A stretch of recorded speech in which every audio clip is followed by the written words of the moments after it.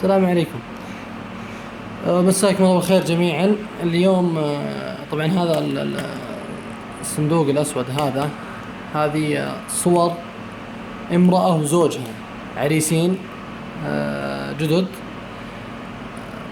جابوا مصورة تصور وخلصت. طبعا هذا أغلب المصورات اللي يجون الأزواج يصورون، ويجون